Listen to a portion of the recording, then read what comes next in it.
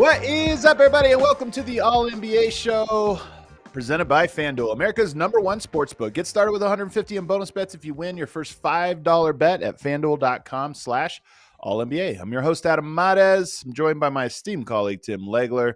Legs, I'm pumped for today's show, man. We got some great topics. This is great. It's a great show because we had an incredible game last night that we're going to get into. And then, of course, everything surrounding the All-Star reserves. Picking our guys today. We got some new guys for our lists. It's going to be fun, man.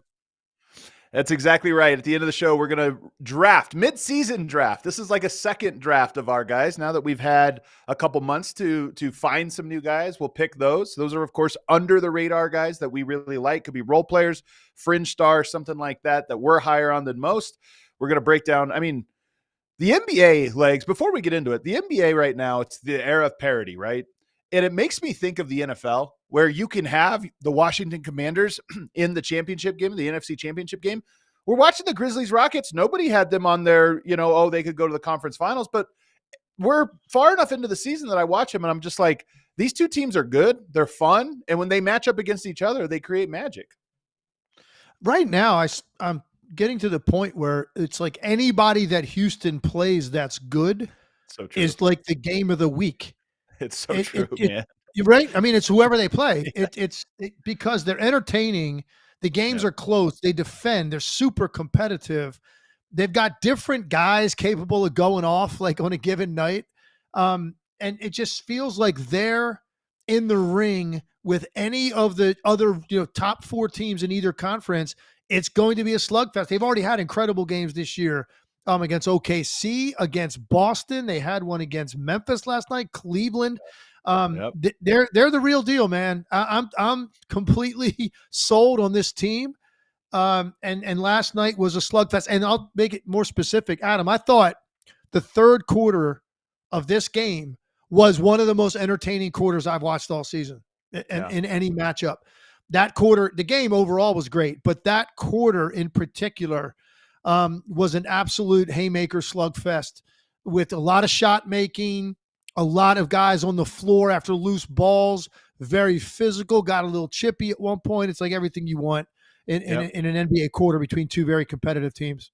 I love that you said that, 'cause we're so aligned on a lot of things because we did not discuss that, but I had the exact same thought where I was like, my favorite matchup in the NBA right now is Houston versus anybody because they're just so fun to watch and they bring it out of you. Which I think is a credit to them. But we're going to start today. So we're going to get to that. That's a good little tease because I think we both have a lot to talk about in that game. But we're going to start by talking about the All-Star teams, which the reserves were announced last night. And we have the list. I'll start in the Eastern Conference. Jaylen Brown, Cade Cunningham makes his debut. Darius Garland, Tyler Hero, Damian Lillard, Evan Mobley, and Pascal Siakam. To me, the big highlight is that the Cavs get three players, Donovan Mitchell starting, and then, of course, Darius Garland, Evan Mobley. I think that's right. We talked about maybe four, but I think four would have been too much, and I think they got the right three guys. But what stands out to you when you look at the Eastern Conference reserves? Normally, when the reserves get announced, this is almost without exception. In all the years I've been doing this, I have strong feelings about at least one guy replacing one of the reserves that were chosen, or sometimes it's maybe even a couple of guys that are chosen. And some of that, Adam, is because the wrong guys are voted as starters. Right. That happens some years where you're like, that guy doesn't deserve to be a starter this year, and he got voted anyway, takes a spot. So now it really affects the reserve situation. First of all, I think they got the starters dead on for the East. Let's start with the East. I think the starters are dead on. Those are the five guys that are supposed to be starting in the All-Star game. So it's rare that happens, man. Based on production, team success, these are the right guys that have to be in those spots. So then you get into the reserves, and this is one of the first times I don't have a major problem with any of it. I think there's some debate that could go on, but I'm not strongly in favor of a guy that didn't make the game replacing somebody that did. Darius Garland, Cade Cunningham, Jaylen Brown, Siakam, Evan Mobley, Damian Lillard, and Tyler Hero. That's a pretty strong reserve list. The list of guys that would come into the conversation in the East, since we're focused there first, some people probably about LaMelo Ball. Yeah, man, gaudy numbers. They've got 12 wins. You're not making the All-Star team. No chance. I don't care what your numbers are. Trae Young, That one's an interesting one. And I think if you're looking at the team, you say, well, who would Trae Young replace? I guess that's where the Tyler Hero Trae Young debate would come into it, right? And I think that's a reasonable debate based on, Trae Young's facilitation. His assist numbers are off the charts. But Tyler Hero has been far and away their best player, and they're 500. So they have a slightly better record. That's, I guess, is where the debate would come in. Jaren Allen, yeah, man, he's had a great year. You're not getting four guys. He's averaging 14 and 10. That's going to be tough. He'd have to replace maybe like a Pascal Siakam or Mobley. I don't think so. I think Siakam and Mobley deserve it more. Tyrese Halliburton, too inconsistent. I think he's another guy that would be in the debate, because Indiana's hot. He had a poor start, and then he's been better over the last 6 weeks. But overall, the full body of work, I get it. Zach LaVine, again, same thing. Chicago has 20 wins. Very tough to get in, despite the fact he's had a great year. And then the only other guy I think would be Tyrese Maxey. And again, it's production, but they have 19 wins. Here's what's interesting about the East. Only one player made it that is not on a team that's currently in the top 6. And that's total, starters or reserves. Only one guy, and that's Cade Cunningham. He's the only guy that's on a team currently not in a playoff spot. He's not playing, and he's not outside the play-in. So the East, there was a heavy weight put on your team's success, and I just think they got it right. How do you feel about the list of snubs I gave you? And is there anybody on there that you would make a really strong case for should replace somebody that made the reserves? To me, the locks on this, Jaylen Brown's a lock. Cade Cunningham to me was a lock. He's having an incredible year. And you talked about the turnaround. When you look at that team, he does so much for them. And to be able, like LaMelo Ball does so much for Charlotte, Cade Cunningham does a lot for his team, and it just feels to me more controlled. Obviously, they're winning games. So to me, he's a lock. Mobley is a lock. I like the Siakam pick. So it gets down, Garland's a lock. So to me, Hero and Damian Lillard are the two guys that you kind of look at and say, those to me are the bubble guys. But again, if you're talking to me, Trae Young is the one guy I look at of all the guys you mentioned that I say has a case, because I like the way Trae has played for most of this year. Unlike in previous years where he has been, in my opinion, maybe too heliocentric, I think he's been great. And here's where this is a double-edged sword. When I was thinking about Atlanta and if they got one, who would it be? Trae Young is a great pick, and I think most people would pick him. When I watched them, Jalen Johnson's as high of an impact player as he is. And I know he's missed a bunch of games and now he's out for the year, but I almost, if I had to pick between those two, would have a hard time picking. And just when you say that and then look where Atlanta is, I don't have a hard time holding him off. Whereas the Miami Tyler Hero, he has been the engine for them this year and he's having a phenomenal year. So that's kind of how I go there. I'm with you. If you want to tell me Trae should have been in there over a Hero or something like that, I'll hear it. But this list matches up with kind of how I feel. I wouldn't have been upset if Trae Young made that team and Tyler Hero did not. I think Lillard deserves to be on there. And Milwaukee, they're 7 games over 500. That should matter. He's putting up 25 a night. That makes sense to me. I don't have a problem, Hero or Trae Young, really. Either way, I would accept that. I think the one argument for Trae Young is, when you have the responsibility on your plate to have to facilitate that much offense for your team, which Hero does a little bit of that, but primarily this year, it's all about scoring. And he's done that at the best level of his career. But when you add that extra thing to your plate where you got to now also make sure that you're getting other guys fed, it's just an added responsibility. But look, at the end of the day, Atlanta is 22 and 26. So what are they? They're 2 games back of the Heat, So I think the fact that Miami's in the top 6, I think that swayed some people. And Trae Young wasn't. But for the most part, I thought they got this nailed, man. The 5 starters are correct. And I have no problem with all of the reserves. And there's a little bit of debate around Trae Young. That's the way I would look at it. What do you make of the fact that LaMelo Ball got so many fan votes? The All-Star game is a fan service, and yet he didn't even make the reserves. Like, is there anything, I don't even say like should have happened, because I know you want to vote almost solely based on merit, but it is a little strange that he's one of the most popular players in the NBA, but is outside the list. Well, if I'm signing up for the next 2.5 hours of sheer fun, he's on the list. He's top 5. He is fun, man. He's got flair. He's out there to entertain. He gets that's part of the job. He also, puts up big numbers. He's fun to watch. So I get why fans would be enamored with him. But look, if you want LaMelo Ball, if you're a fan of LaMelo Ball and you want him in the All-Star game, then you need to write letters to the team and tell them to win some more games, because you can't have 12 wins. You can't, man. Yeah, it's kind of true, honestly. And make the All-Star team as a reserve. I don't care what your numbers are. I'm not. I mean, I don't know. I shouldn't say it's never happened, but I'd be shocked if we could go and find right now someone that was picked on the day the reserves were picked on a team that had 12 wins at that time. Basically through January. I don't think so. Well, the fan vote used to determine 100% the starters. And we all remember, I think it was at 96 or 97 when Kobe Bryant, coming off of the bench, he wasn't even starting for the Lakers, but he was an all-star. Like, we used to have this where it was just the fan vote could get anybody in. The NBA, I think, looked at that and said, maybe we want to mix it up. But this is, as far as I can recall, the first time we've had a player with that overwhelming of a majority of votes not even make the reserve list. And it's interesting. Good or bad, I don't know. You and I like something different about basketball than the people who are more into the All-Star game. I don't think either one of us get too jazzed. I mean, that's true. And that's why, that's why forever, because there were other great examples. I think one year Yao Ming got voted as a starter and he played like 6 games.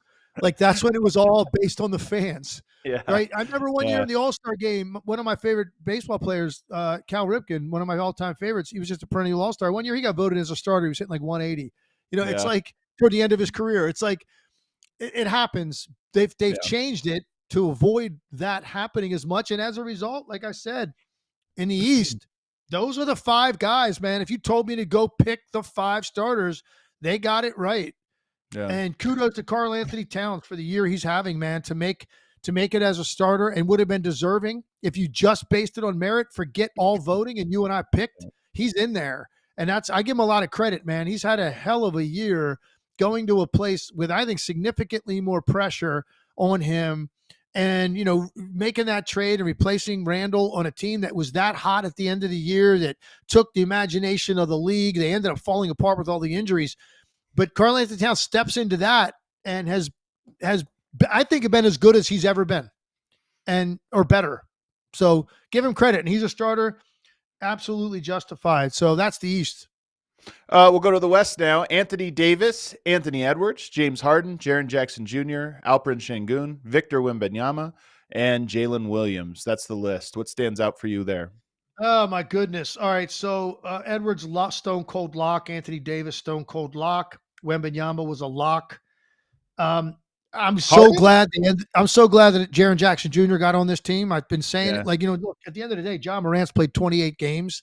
Yeah. But I think even if John Morant had played a full complement of games, I think Jaren Jackson Jr. is the guy that should go off that team. If you're going to pick one, he should have been the guy. So I'm very happy about that.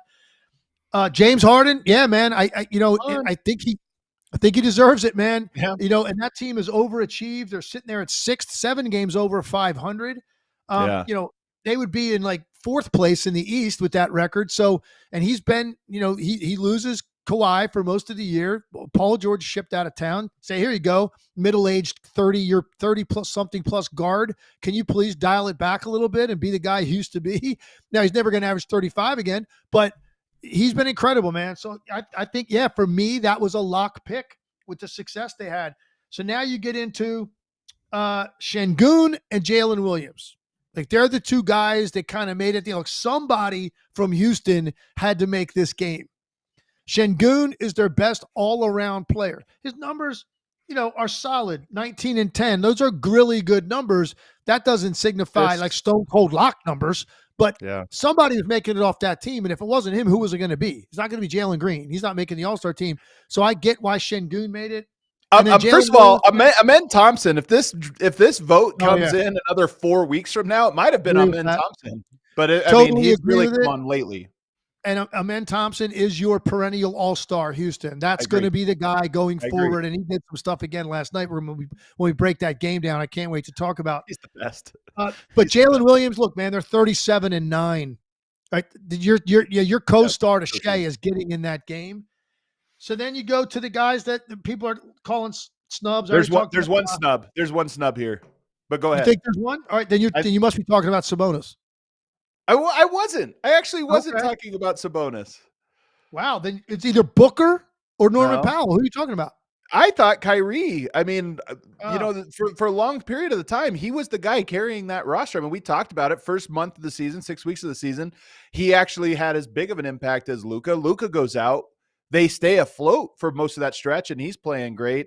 He did get hurt and miss some time, so maybe that was part of the factor. But I just look at Dallas and say they got a lot of good players, but Kyrie, I think Kyrie would have been the guy that got in. But again, when I say it's easy to say that, then you say, well, who comes off? And I wouldn't have put him over Jalen Williams, to your point. They are number 1 seed. And I wouldn't have put him over Alperen Şengün. 2 seed, the Rockets just needed to have somebody. So I say snub, but I actually don't know that I would have replaced anybody. yeah. I mean, that's a great point you made on Kyrie. But at the end of the day, they're sitting here at 26 and 22. You're talking about bumping a guy, like Jalen Williams, who's averaging 21, 5 and 5 on a team that's 37 and 9. They were going to get 2. You knew they were going to get 2. So again, I don't really have a strong opinion about any of those guys. I think what I've been seeing in fan reaction, the strongest feelings in the West seem to be for Sabonis. Because he's averaging 21, almost 15 boards, 6.5 assists. Like, his numbers are incredible. What's killing them? Well, what killed him? They got off to that horrible start. They've been somewhat of a different team since they made the coaching change. So he's put up the same numbers all year. It's just that they started winning games, but it was too late in the game for that to have him, and he wouldn't replace Jalen Williams. He would have, you would have picked him over Şengün, which means Houston gets shut out. Not happening. So I think they got the reserves right in the West as well. I do have one question for you. If you just based it on production, forget votes, and you and I picked the guys that should be starting in the Western Conference, is there a name that you think maybe doesn't quite belong it this year because it's not up to his standard? Who would it be? Man, up to his standard is an interesting way of putting it. I don't know. I don't think so, to be honest with you. I don't. Oh, you're saying Steph Curry should not have been on the list. Interesting. I mean, as a starter, I'm just saying. Yeah. I don't understand why he's so popular. And look, I do never get tough. Me to say I can't get enough Steph. All of us, right? You want to see Steph as much as you can. I'm just saying, if you're really basing this solely, strictly production, team success, right? Just based on that, forget vote, popularity, entertainment value, like all that greatness historically. If you forget all of it, I'm not sure this was a year that he would have been a starter. That probably would have gone to Anthony Edwards. Yeah. Do you agree with that? I think you might be right. He's had a tough year. It's just that you have with like Steph Curry is such an interesting example because as great as he is, what he really does is open everything up for everyone else. And if you're able to tilt that to say, well, we'll allow that, then his numbers are going to be lower because you're going to be punished there. What he does open everything else up, then you got to swing back, and then he really punishes you, and that's where he scores his crazy points. So for me, Steph is always the example. This is why he didn't win finals MVP. The time they won first, it's like, well, if we overload here, what happens? Well, they still beat you, just in a different direction. So I kind of get it with him, but you are right. If we're just talking production, the one note I'll say here real quick about Sabonis, if the Rockets and Kings were swapped in the standings and the Kings were the 2 seed and the Rockets were the 9 seed, there's no question Sabonis would have gotten in and not Şengün, right? Because they're both great players. They do similar things. But it's not like they're right here in the standings. They're separated by a lot, and Houston had to send a player. They have 2 guys, in my opinion, that are really great, and a handful of other guys behind them that, whatever. And you just had to pick one, and they went with Şengün. Totally agree with it, man. I think you broke that down well. There's one guy I want to mention that hasn't come up, and look, I understand he wasn't going to make the All-Star team, but let me ask you, where would the Clippers be without Norman Powell? It's true. It's so true. He's have great numbers too. That dude's averaging 24 on 50% shooting and 43 from the 3. It's almost February. And I don't know the total number, but I'm going to guess, just glancing at this, they have played 47 games, I bet Norman Powell has led them in scoring almost half of those games.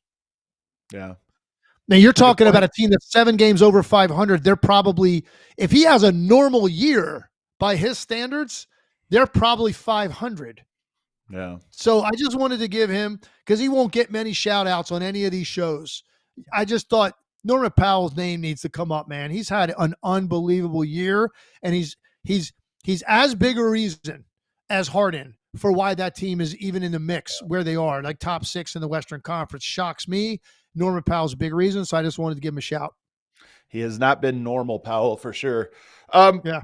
Devin Booker's an interesting one here because I think it's obvious he should not be an all-star given where the Suns are, and he's had a rough year. But what's interesting about it to me is we've seen a lot of super teams built. And look, Booker didn't do anything. He's been in Phoenix the whole time. That team has put superstars around him. But we've seen in the past, like 10 years ago, if you get a super team, everybody's an all-star. Like, okay, everything's happening. They've almost had the opposite effect. You get Beal and Booker and KD, and it's almost cannibalized their shine and production and wins. And it's just an interesting dynamic whenever that happens. It's like, not be careful what you wish for, but sometimes that's the sacrifice. And in today's NBA, where there's so many good teams, you get 3 superstars together, there's a good chance only one of them's going to shine, when the awards come around. And Booker being out, it just was unfathomable 2 years ago that Booker would be missing all-star games in his prime. No doubt. I'm curious, is there anybody else I'm thinking off the top of my head besides Halliburton and Booker who played for Team USA that didn't make the All-Star team? Is there anybody else I'm missing? Well, Joel Embiid, obviously, Oh, yeah. Forget, that's really due to injury. Derek White. Derek White's another one. Oh, Derek White. Okay, good one. Drew Holiday. Drew Holiday too, yeah. But so those guys, kind of understandable, though. I mean, it would be hard. It's just like with Cleveland, it's hard to get 4. I got one last point on the All-Star team. So I mentioned in the Eastern Conference, only one guy that's not currently on a team in the top 6 made it. That was Kane Cunningham. In the West, 4 guys are playing in the All-Star team on teams that aren't in the top 6. Now, 2 of them got voted in. Kevin Durant and Steph Curry got voted in. Right. So there's nothing you could do about that. And then the other 2 are Anthony Edwards and Victor Wembanyama. And Victor Wembanyama and Curry, Wembanyama is the only guy picked because Curry was voted, the only player picked that's currently on a team that would be outside the play-in as we start right now. And that just speaks to his uniqueness. Someone in the chat reminds you, Scotty C says, Bam Adebayo also, Team USA, not an all-star. So that's actually quite a few. 5, yeah. That's quite a few. So not an all-star team, Team USA. Here's how it's going to work this year. They're doing the weird thing where there's 4 teams, 3 of them obviously from this pool, and Kenny, Chuck, and Shaq are going to select. They're going to play schoolyard pick and select their teams. We're not going to do that because we're drafting later on our guys, but instead, I put together a list. I'll go first on this. I put together a list I hope plays together, and I'll give the reason why. My team that I hope gets picked and selected together, and we went, by the way, we restricted ourselves because you're doing a schoolyard pick, 3 starters, 2 reserves. So I went with Damian Lillard, Anthony Edwards, Jason Tatum, LeBron James, Nikola Jokic. And the reason I went here, Dame, Ant, Tatum, elite shooters, can all handle the ball and do different things. LeBron, Jokic, 2-man game. Jokic is not the most fun all-star game player. In fact, he's one of the least fun. But part of that is because it's just going to be ISO heavy, do this or that. If you give 3 shooters and run the LeBron Jokic pick and roll, Jokic will have 25 assists and they'll all be highlights. And that's what I want more as a fan. What I want more than anything is Jokic highlights. So I went with a great Jokic team, 3 shooters, LeBron and Jokic.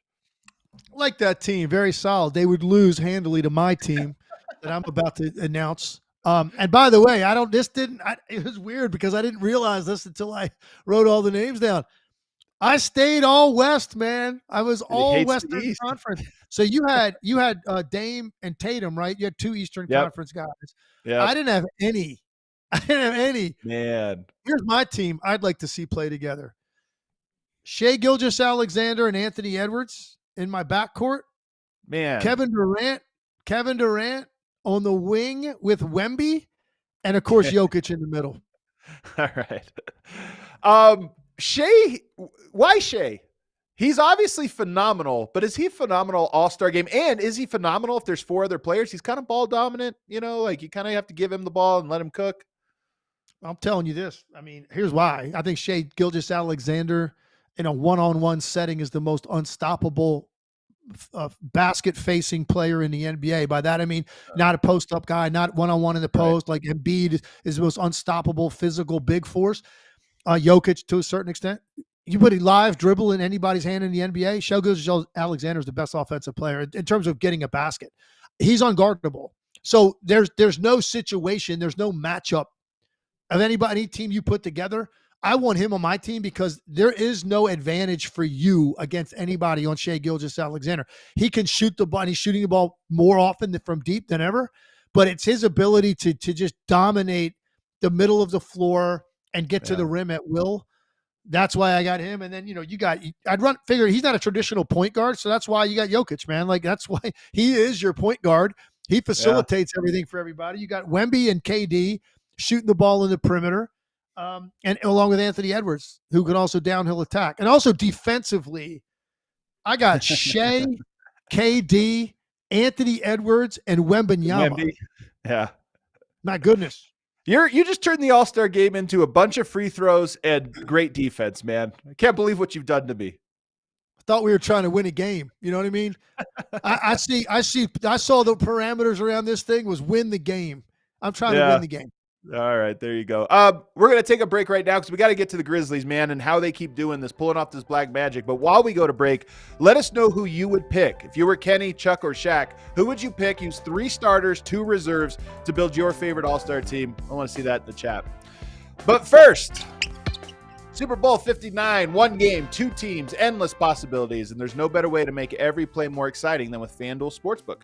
Whether you're predicting the first touchdown, who will take home the MVP trophy, or the coin toss, FanDuel makes it easy to place your bets and feel the thrill of every moment. With live betting all game long, you can jump into the action, adjust your bets, and ride the wave of excitement from kickoff to the final whistle. Plus, to make the Super Bowl even sweeter, new customers can score $200 when you make your first bet. Just place a $5 bet, and if you win, you'll get $200 in bonus bets. Download the app or head to FanDuel.com/AllNBA to bet with FanDuel, official partner of Super Bowl 59. Must be 21 or older and present in select states. If Kansas in affiliation with Kansas Star Casino, or 18 plus and present in D.C. First online real money wager only. $5 first deposit required. Bonus issued as non-withdrawable bonus bets which expire 7 days after receipt. Restrictions apply. See terms at sportsbook.fanduel.com. Gambling problem? Call 1-800-GAMBLER or visit fanduel.com/RG. Call 1-888-789-7777 or visit ccpg.org/chat in Connecticut or visit mdgamblinghelp.org in Maryland. Hope is here. Visit gamblinghelplinema.org or call 800-327-5050 for 24/7 support in Massachusetts, or call 1-877-8-HOPE-NY or text HOPE-NY in New York. Also want to tell you guys about the Game Time app. You ever try to buy tickets to a game and you're working with a confusing interface or an app that always lies to you before you go to checkout? Well, you got to check out Game Time app. With killer last minute deals, all in price and views from your seat, and their lowest price guarantee, Game Time takes the guesswork out of buying NBA tickets. They have that great interface so you can just hop on. You'll see immediately all the different games or events that are in your area. You can sort by event type, and then when you go and click on an event, you can see the tickets from in several different interfaces. You want to look at the arena and kind of pick out what area you want to zoom in on. You can do that. Or you can just sort by price, sort by quantity, whatever it is you want to do. It makes it really easy. And the best of all, they have that all-in pricing feature. So if you click on that, you know exactly what your checkout price is. Sticker price is checkout price, so you don't get hit with hidden fees right before you go to checkout. Take the guesswork out of buying NBA tickets with Game Time. Download the Game Time app, create an account, and use code ALLNBA for $20 off your first purchase. It's one of the best ways you can support us is by supporting our partners and using our code so they know, hey, these people like the show. They're supporting the partners. Again, create an account and redeem code ALLNBA for $20 off. Download Game Time today. Last minute tickets, lowest prices guaranteed. All right, back here, segment 2 of the All-NBA show. We're going to get into the Grizzlies here, but if you are liking the show, we'd really appreciate it if you subscribed, if you hit the like button, leave a comment for us, and go on Apple Podcast and or Spotify Podcast and leave us a 5-star rating and review. Help us grow the show and reach a wider audience. Legs, let's get into last night's game, the best game. Grizzlies Rockets the two Cinderella teams of the West this year, in the 2 seed and in the 3 seed. And when they play, they seem to have great games. This one has no shortage of drama. You mentioned a great third quarter. The fourth quarter was great because it was bizarre. Both teams took turns making ridiculous mistakes, but the biggest mistake of all came from the referee, who called a timeout for Memphis when they had gotten the ball with 13 seconds left and had a lane to the basket. You could talk about that play, or you can just give me your big takeaway. But I thought that play with the referee calling, the review showed Taylor Jenkins didn't say anything. He was saying, go, go, go. And they whistled for a timeout. Very bizarre. Yeah, that obviously is a big play in the game. Look, they still had an opportunity. They did not really get great execution on their last possession. They were trying to run like a fake dribble handoff with Amen Thompson and Van Vliet, and give Memphis credit. They didn't bite. Aldama played it great. Cut off Amen Thompson after the fake handoff, and then they had to reverse it to Van Vliet. He ends up taking a step back three late, tough shot, hits front rim, and Memphis holds on. I thought, Houston looked like they were in great position to win this game, middle of the fourth quarter. And I thought that they unraveled a little bit offensively down the stretch. And it's it made it interesting for me, because I'm thinking to myself, I'm picturing them now in a 7-game series, right? When you start talking about the teams they would have to play, who knows? Maybe they get Dallas in the first round, maybe they get Denver in the second round.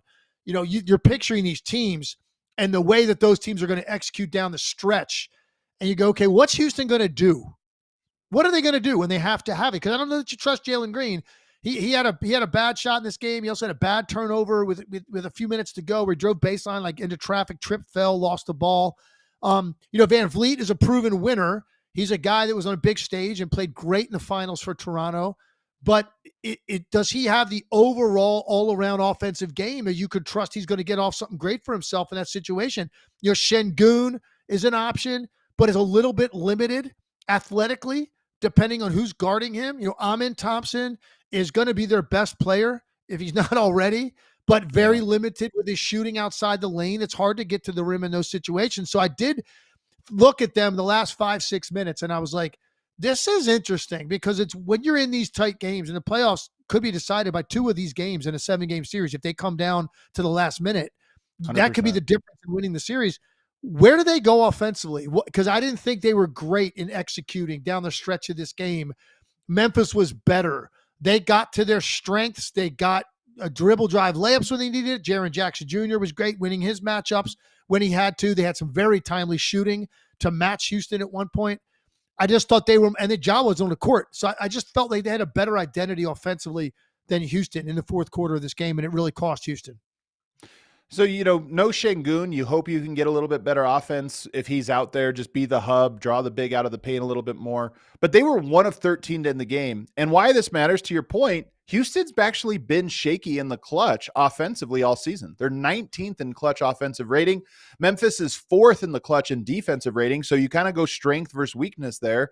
And the result was a lot of bad shots. And I even thought some poor shot discipline. I thought Memphis had really bad poor shot discipline to open the fourth, which is what allowed the Rockets to build a lead. Grizzlies slowly chipped away at it and executed in the clutch. But Houston was getting, you mentioned the step back. There was a couple of those. 1 of 13 in the clutch, and the only basket legs was Atari Eason putback. Like he goes to the lane and puts it back. So they really missed their last 12, non-putback shots. And I'm with you. As great as the Rockets are, when you look at these teams who have never been there before, who haven't proven it, you look at numbers like this and say the playoffs are going to feature clutch time.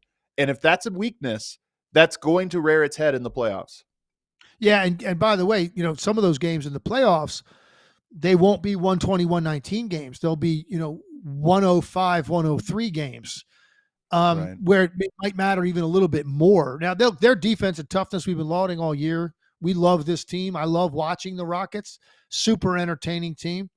But I think it is something that, you wonder. The regular season is a different animal than what you're going to get in the postseason when a team has just you in their sights, just your team.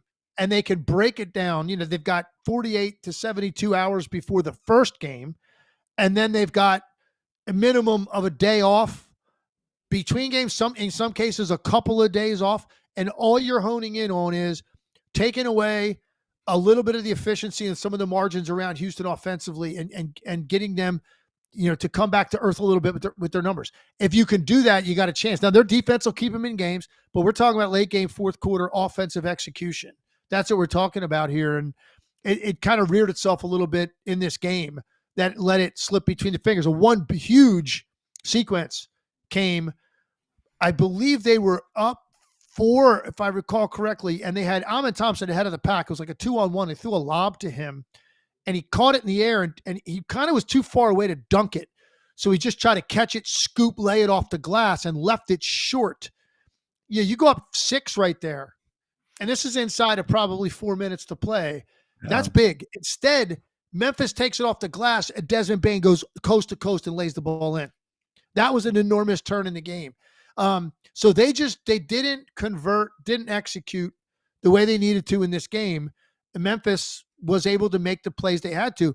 And I thought, for me, two guys in this game, Adam, while the game was going on, I'm saying to myself, you talk about 2 massive X factors for these teams, and which means in the West overall, because where they're positioned. Right. One is Dillon Brooks. And look, Dillon Brooks can drive you crazy, and there's a lot of people out there that don't like Dillon Brooks. I understand why. You can't deny that when he is shooting it well, and he's a factor with his shooting, I look at them differently. In fact, I looked it up. I think they're 14-5 if he gives them 15 points. Yeah. If he's chipping, and he had 10 threes made the other night, he made 3 in this game. He had 22 points in this game. He had the big shot, the big drive. It might have been the last basket they scored, actually, was his drive and one where he kind of just flips it up, but it was a great move. Yeah, yeah. And so I was just watching him saying, man, what an important player he is for this team. And then on the other side, Luke Kennard. I think Luke Kennard is a big X factor for them, man, with his shooting. And he played great last night. He was very confident. He's got one of the best shooting strokes this league's ever seen. And his percentages speak to that. But he was more than that last night. And he was all over this game. And I just thought, on a team, I think both of these teams are very streaky three-point shooting teams. So when you have Dillon Brooks and Luke Kennard on those nights that they give you some firepower from out there, it gives you more reasonable three-point shooting numbers that allow you to have a better chance against some of the higher scoring teams in the league. So that's one of the takeaways I had from last night. Kennard and Dillon Brooks, I think, are 2 big X factors in the Western Conference. What's interesting is that Kennard is their biggest trade chip. And I think a player that's pretty likely to get traded if somebody from Memphis does. And we talked about this a while ago, but Memphis, look, they score we're going to break their profile down, but they're a very unique team. They don't play like anybody else in the NBA, but they need, his shooting obviously can be a big impact. And he is one of those guys that when he's open, like he got that shot at the top of the key, you just feel like you're cooked when he's open like that with such a clean look. But if they get rid of him, they have Jalen Wells, they have some other guys that can shoot it, but you're almost suggesting that if they lost him, they would be deficient of shooters and spacing. Yeah. I mean, obviously you could only take all of this in context with like who they would get in return. Yeah. No, I just, and it's not just his shooting is important. He's so smart. He makes such great decisions with the ball. He just doesn't ever get himself in a bad spot. He's sharp and crisp with his passes, with his ball reversals. Like the ball, it's just delivered on time. And he takes advantage of opportunities when he gets them. If you look right now at 3-point makes, they're at 14 a game. And you take Luke Kennard out of the mix, there's going to be a lot of nights they're going to make 10 or less. He gives you that. And that's tough. That's tough in this league, man, with some of these top teams and the number of threes they take and make and convert. And then Houston they're closer to the bottom of the pack. They only make 12 a night. So Dillon Brooks on those nights gives you 3 on a team that doesn't huge for him. A lot. It's just so important, man. And look, he's going to give you the defense, and he's going to give you the irritant guy every night. He's going to do all that stuff. He's on loose balls, and he gets under guys' skin. He does all that stuff. But then, isn't it nice also when he makes 3, 4, 5 threes in a game, and like what that does to justify the spacing that he creates. So I don't know. But that was kind of my one big takeaway. The other thing I was thinking of watching these 2 teams, I'm thinking I wouldn't mind these 2 teams matching up in a second round series. I wouldn't mind watching 7 games of that. They seem like they would be a lot of games that would come down to the wire. Yeah. Real quickly on Amen Thompson. I know we talk about him every time, but Legs, he might be my top 3 favorite player to watch in the NBA right now. I love watching players break out. Here it is. We've talked a lot about him, but here's if I distilled it down to what makes him so special. He's smart. He does a lot of things. He has good vision. He's obviously phenomenal defensively. He has an incredibly quick first step, and he's incredibly quick off of his feet vertically. So he gets by you, he gets up quick, and he even has a good second jump. His second jump is insane. So he has these little, I mean, he's athletic, but he has these micro athleticisms that he uses to fully unlock all of his talents that are just fun. I think in a year's time, because he's getting more confident with his handle, he's getting more confident with his jumper. In a year's time, he might be one of those guys that's impossible to keep in front. You know, like you're trying to guard him. And if he gets you quick with a quick, just shake and go, he's so quick and so strong that there's no recovering from it. He might be the quickest guy in the league right now from a mostly vertical position with the basketball, whether that's in triple threat and he hasn't put it down yet, or even once he starts dribbling and he's sort of upright, his next step and acceleration from that position where most defenders are in a relaxed state because he looks like he's in a relaxed state. His ability to, even when you're 4 feet off of him, to beat you to the spot on his next dribble is really incredible. Like he accelerates to such an extent. He doesn't allow not only the guy in front of him to keep him in front, he's at the rim before the second line guy has moved. That's how quick he is. But he did, I think he had 3 plays in the game last night. He did very similar things defensively. And you know, people don't lose your minds right now what I'm about to say. I'm going to make a comparison to a player historically. Okay. Nothing you can say would shock your minds when you do this. I played against this guy for 10 years and I saw him do it time and time again. Sometimes when he was guarding me and he would leave me to go make a play on a guy that went into a spin move to shoot a shot at the rim or a turnaround jumper. And he'd go sprinting over and time it to block that shot as a secondary defender coming over to the action as the guy's like coming out of his spin to shoot the shot, has no idea he's in the area. It reminded me a lot of Michael Jordan. Michael Jordan, it was one of his favorite things to do was to read that play. A guy going into a spin move in the post, and now he's going to shoot a turnaround shot going to the baseline. And Jordan would come sprinting down from the top of the key and come over the top of the guy and block it, like on the baseline side without fouling. I saw Amen Thompson do that 3 times last night. It wasn't his primary responsibility. He covered 8, 10, 12 feet. He sprinted over, timed it perfectly. Offensive player, completely unaware he's coming, times it without fouling, blocks the ball. In each case, I think they went out of bounds on the block. And it's just an instinctive thing. It's not like they're telling him to go. He's just reading the play. And the athleticism, timing, length, determination, like all of that stuff kind of reminded me of the plays that Jordan used to make off the ball. And he gambled a lot. Michael Jordan gambled a lot. He also led to some open threes for me when he was guarding me sometimes because he'd gamble, leave, I'd relocate, I'd hit a 3 before he got back out there. Yeah. So it can hurt you in that way. But more importantly, it's like the number of plays he's making to help other guys just on his instincts and reading it are incredible. And he had a handful of them last night that just are just next level defensively. What I love about this is you've compared 2 people on this show. We're in year 2 of the show. We've been doing 2 seasons. We got 200 episodes under our belt. You've compared 2 people to Michael Jordan ever. Amen Thompson and Jaden Daniels. So there you go, man. And we know how you feel about Jaden Daniels. So of course he's going to draw the MJ comparison. Let's move on to Memphis, though, because I want to ask you about Memphis and just how they do this. They're 5th in offense, 7th in defense, 5th best net. They are the team of chaos, 1st in pace, 2nd in offensive rebound percentage. But then you go with these weird stats here. 3rd in second chance points, but 27th in opponent second chance points. That's chaos. 9th in fast break points, but 24th in opponent fast break points. 2nd in points in the paint, but 21st in opponent points in the paint.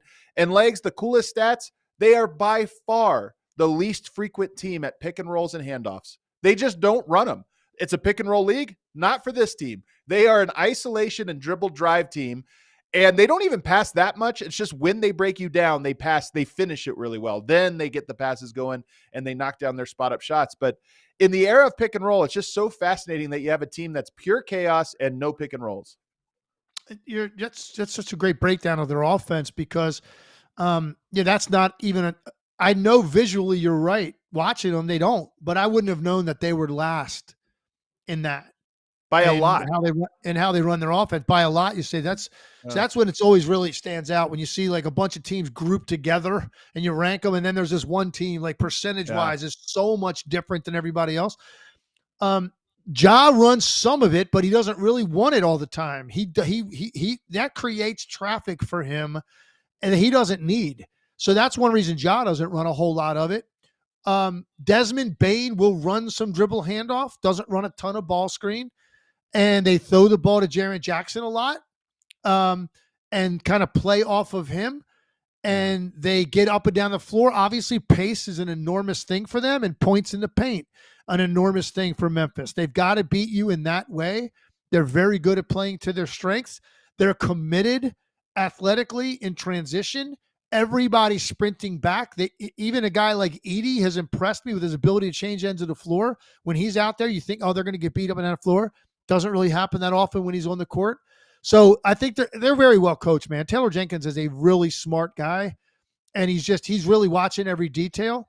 And these guys seem to buy into him. And so much like Houston connects with Udoka, I think Memphis does with their coach as well. And that's a big part of winning in this league. It is a culture. I mean, they have young guys, a lot of unproven guys, and maybe it's easier to get the buy-in from that type of player. But I agree with you. Taylor Jenkins is really smart. And here's where I think it's interesting, Legs. The league evolution over the last few years, pick and roll, drop bigs, Steph Curry's draining threes. So everybody has to switch everything. So now you're pick and roll, switch into ISO, and then teams try to get more switchy teams so that you have great defenders across the court. It's almost like they've thrown it out. Well, then why waste time just getting switches and hunting matchups and doing all this stuff? Forget it. Just attack your man. And if we have enough guys who can dribble drive, even against the best defenders, then we don't need anything else, and they just have to learn how to finish plays. That's what Memphis does, and obviously Ja Morant is as good as it gets at beating his man off the dribble. He's so quick.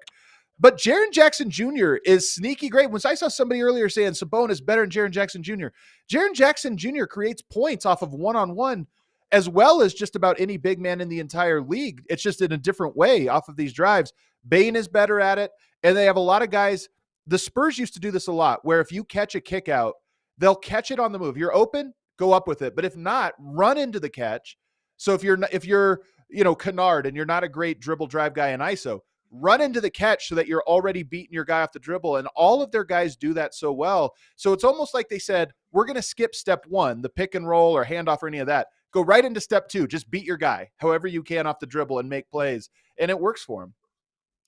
That's very accurate description of the way that they play offensively. I want to focus a little bit on Jaren Jackson Jr. since you brought him up. He's a guy that he rarely like goes off, but he's so consistently between 20 and 30. And there is no great matchup for him. If you want to play a bigger guy on him that's in drop coverage, he's going to hurt you with his ability to pick and pop. And his shot is not pretty, but it goes in. And then if you want to switch, and last night Dillon Brooks caught some of this, he switched onto him. And Dillon Brooks is a really strong guy. He thinks he can guard anybody in the post. Yeah. Not somebody as big. And if you see Jaren Jackson Jr. in person, you know what I'm talking about. His shoulders are so wide and he's heavy, but he's got a lot of touch. So when you put a guy like Dillon Brooks on him at 6'6", and it looks like Dillon Brooks is like, he's holding his own, he's banging him at post. Jaren Jackson Jr. knows exactly what he's trying to set him up for. And he's going to turn one shoulder or the other, and he can shoot the ball equally well, maybe even better with his left hand in the paint and in the post than he does his right hand, which is weird because he shoots right-handed from the three-point line. I know some guys like that like they write with their right hand, they cut a steak with their right hand, and then they'll go hit a golf ball left-handed. And I'm just like, what is going on? There's a lot of something's people wrong with the wiring. Jaren Jackson Jr. is like one of those guys. He probably does, all the things in his life that you have to pick a hand. He's like 50-50 down the middle. But that makes him so hard to deal with as a matchup. And again, he's not going to ever He's not taking 25, 30 shots where some nights he goes for 45, 50. No, he's more good at consistently. And then his defense is incredible. I do wonder why his rebounding numbers aren't better.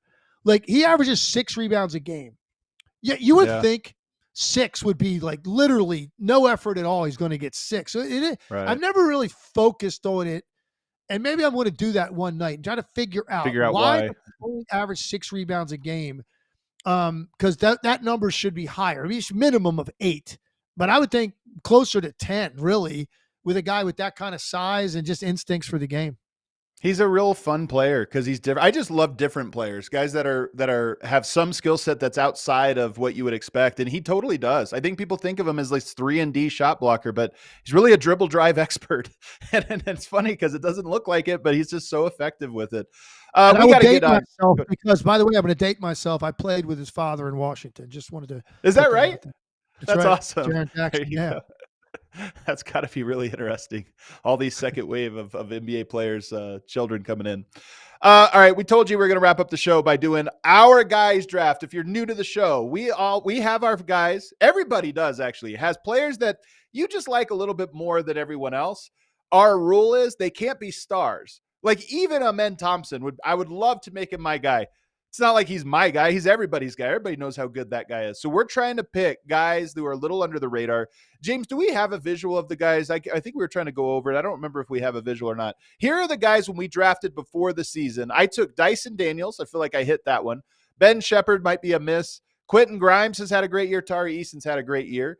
You took Scottie Pippen Jr. That was a hit, especially early on. Now that they've gotten healthy, playing a little bit less. Strother, TBD. Keon Ellis, slam dunk, and Pajemski. So that's the caliber of guy we're talking about, and they're guys that we have an irrational love for. This will be draft style, so if we take the same guy, he's off the board. Because I'm a nice guy, Legs, I'll let you go ahead and have the first pick. All right, before I go, I want to mention something. Put that list back up there real quick again, James. Sure. Pop that up there if you can. Here's what's interesting, Adam, to this point. No, to this point, 7 of these guys are guards. Yeah, it's true. And 1 forward. Tari Eason's a small forward. So the big guys have really gotten the short end of the stick on this, and I'm going to change that today. Okay. I'm going to change that today. Not all 3, but 2 of my 3 are bigs. Okay. And the first guy I'm going to start with is down in Orlando, and his name is Goga Bitadze. Man, I love this dude. I love this dude. And it's a good pick. He kind of randomly, organically caught my eye one night early in the season. And ever since then, I've been really focused on him. And his numbers are great, man. 24 minutes a night. He gives you 9 points, 8 boards, a block and a half. He's had a lot of double-digit rebounding games off the bench for them. Very, very skilled, like very instinctive defensively. And I bet you nobody out there has paid the guy any mind that's watching this podcast right now. But if you're watching an Orlando Magic game the next time, check out Goga Bitadze. So I had to start with a big. That's a phenomenal pick, man. I love that guy too. He has a very smart game. He gets deflections, gets his hands on things, just does everything right. And he looks like Serpico. He's grown out the beard. He's grown out the long hair. He does look like Serpico. You don't get somebody that looks like that too often. We just talked about the team, but we didn't mention his name very often of the guy that I'm taking first. And that's Jalen Wells.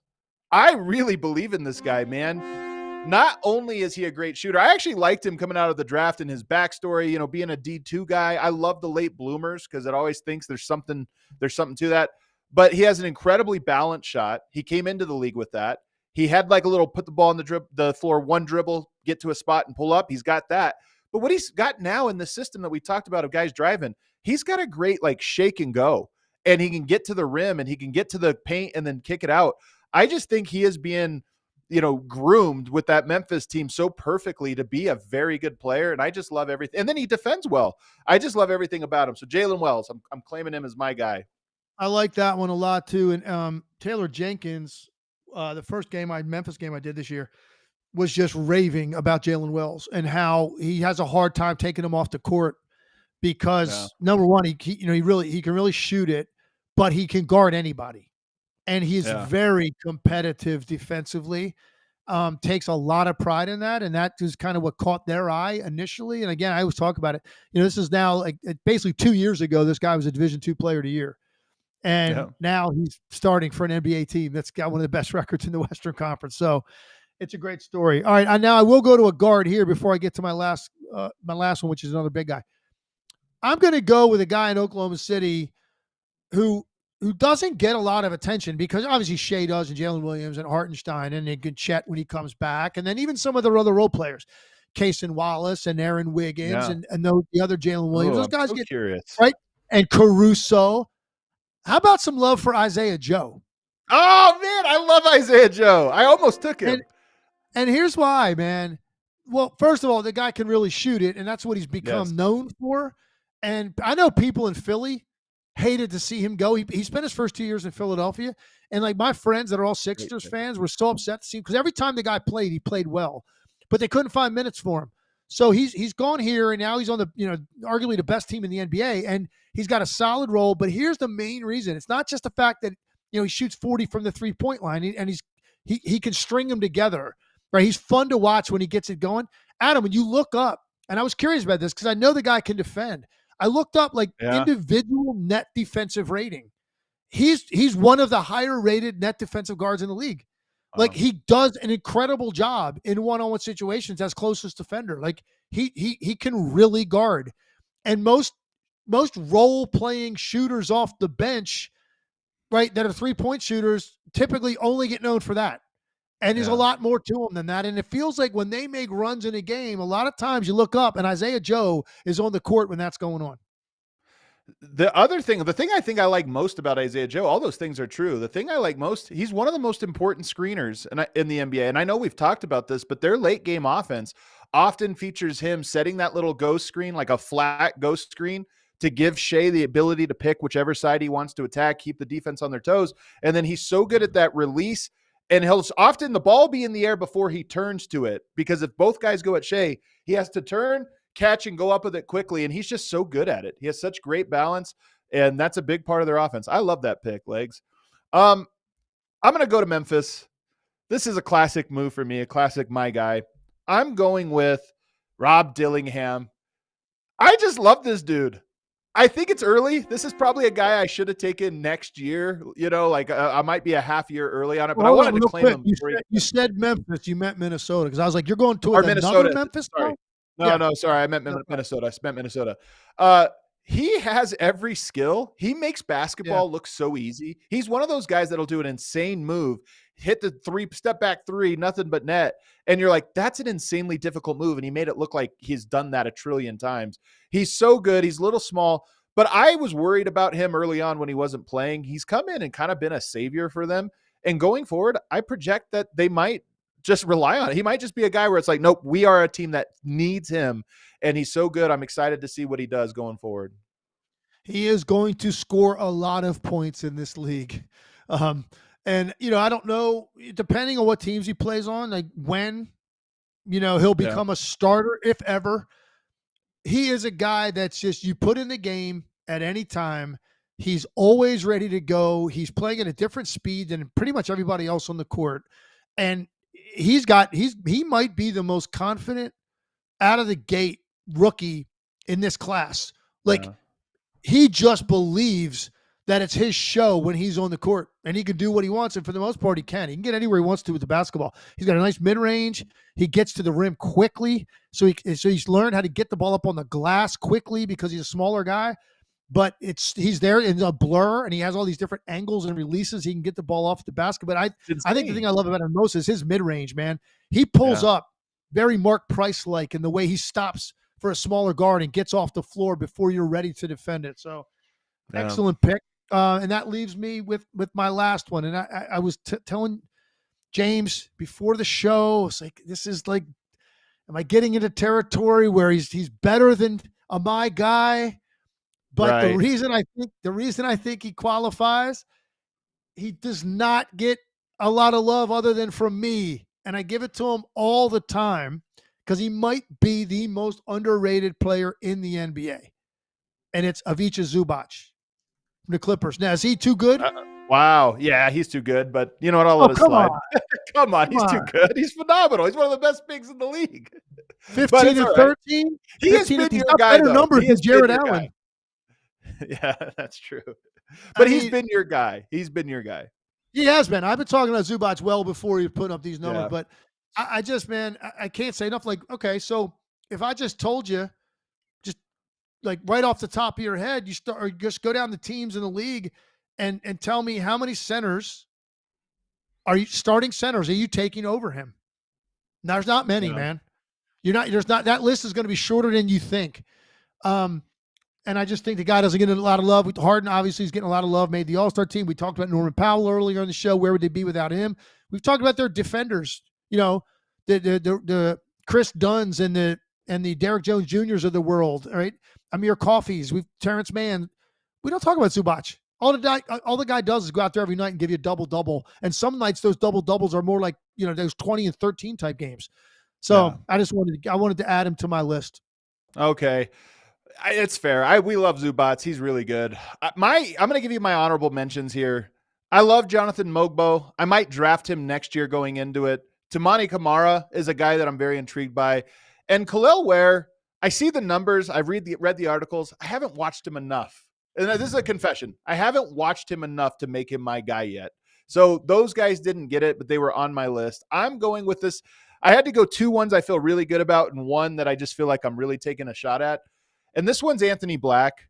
I really love his game. The bad parts of it are really ugly. His 3-point shot, sometimes his decision making. There's lineups you throw out there where you go like, man, as good as he is, he just makes things worse.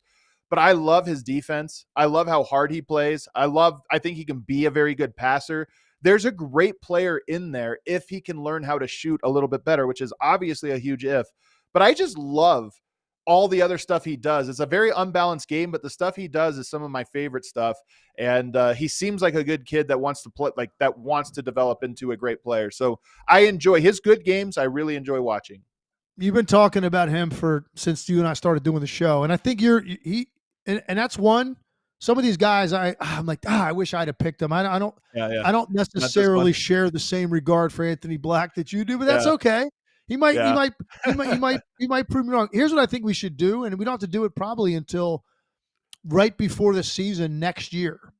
Okay. Is pick guys like 3 each going into the season, but here's the criteria. They had to have averaged less than 6 points a game this season when the season's over.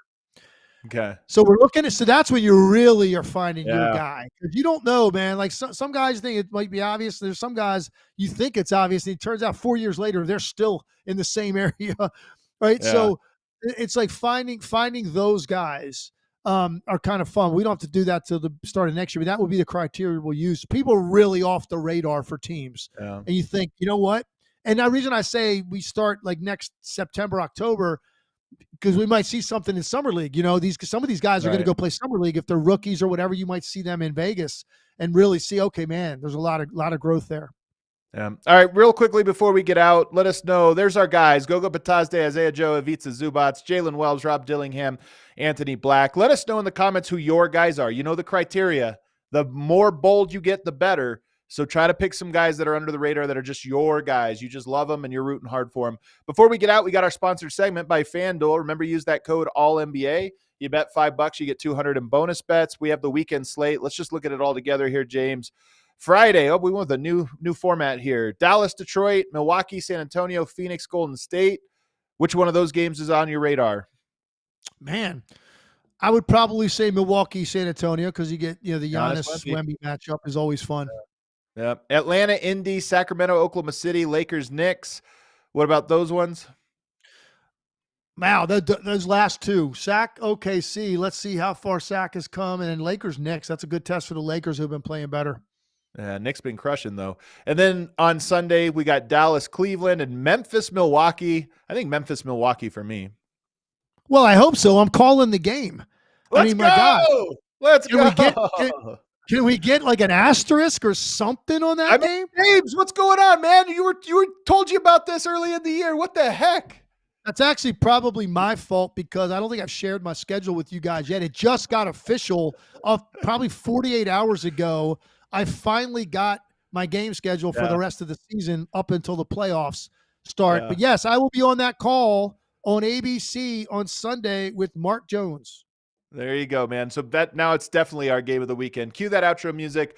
By the way, we are going to be doing some live second screens on Playback. If you guys don't know Playback, it's a really cool new app where you can watch games and have people, provide their own commentary. So Legs and I, we're going to start doing this here in the coming weeks. You're going to want to keep your eye out for that and download Playback in the meantime, because we'll be doing some games, bringing some guests on, answering your questions live, and maybe even bringing you up on stage. It should be a really cool thing, and all the more reason to subscribe to this channel and follow us on all social media platforms.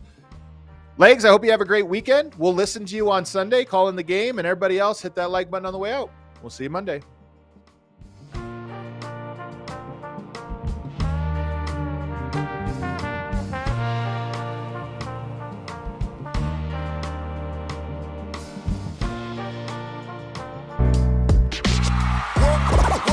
Silly like the mayor.